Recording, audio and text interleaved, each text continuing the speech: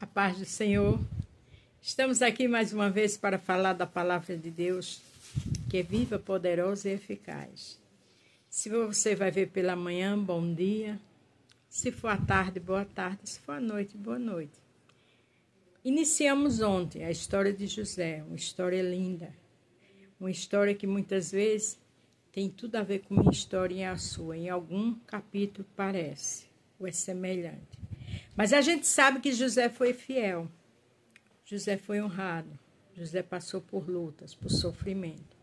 Mas Jesus, Deus Todo-Poderoso, estava com ele o tempo todo. Se eu e você confiar nesse Deus, independente da situação, ele vai estar conosco todo o tempo também. Amém? Hoje é no capítulo 37 que vamos falar em 3 versículos. E o tema é: a conspiração faz parte do seu chamado. Eu não sei qual é a conspiração que você está passando, a luta, as pessoas contra você, ou zombando, ou te caluniando, ou armando por trás. Não se preocupe, só adore. Faz parte do seu chamado. Onde é que a gente vai ver isso na palavra? Gênesis 37, 18. Viram de longe, e antes que chegasse a eles, conspiraram contra ele para o matarem. Quem foi que viu de longe? Os irmãos de José, de sangue, conspiraram para matar. Por quê? Porque José tinha contado um sonho. E não era para contar. Porque sonho, aquilo que Deus tem promessa comigo e com você, tem que ficar em silêncio. Segredo meu e de Deus, segredo seu e de Deus. Agora, muitas vezes, tem gente que vai à igreja e depois não quer mais. Porque o irmão não fala com ele, ou porque fez pouco caso dele, ou não está falando com ele, ou tem irmãos na igreja muito orgulhosos, muito soberbos, tem aquele grupinho que sempre está ali junto. Olhe para nada disso. Os irmãos de José conspiraram para matar ele. Então, o que acontece na igreja hoje não é nada diante de uma situação dessa. Deus quer que você amadureça, que eu também. Deus quer que a gente entenda que o ser humano é falho. Agora, as conspirações é problema deles. O teu chamado, quem fez foi Deus, e o meu também. Aqui em Gênesis 37, 24 diz: E tomando, lançaram na cova, porém a cova estava vazia e não havia água. Veja que primeiro os irmãos de José conspiraram para o matarem. Depois jogaram ele nessa cova porque o irmão pediu para que não matasse. Mas Deus era tão lindo que a cova não tinha água, porque tudo isso era um propósito de Deus.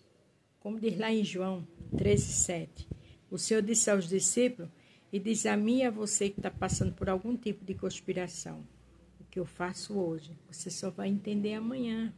O que Deus permitiu hoje, você só vai entender amanhã.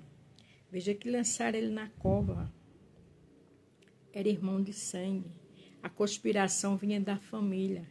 Então, outro tipo de conspiração que eu e você possa passar não é nada diante de uma situação dessa. Mas Deus está contigo, Deus está comigo. Descansa o teu coração. Para terminar, o 28. O 28 diz o seguinte: Passando, pois, os mercadores medianitas tiraram e alcançaram a José da cova e o venderam José por 20 moedas de prata aos ismaelitas, os quais levaram José ao Egito. Primeiro conspiraram para o matar. Depois jogaram ele numa cova. Agora venderam eles aos ismaelitas, que o levou para o Egito.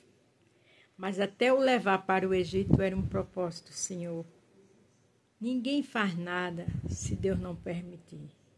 Não acontece nada que Deus não esteja no controle de tudo. Veja que levaram eles para o Egito.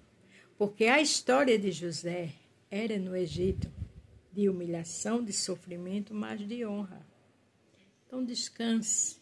Se você está com filhos que estão no Egito, Deus está trabalhando.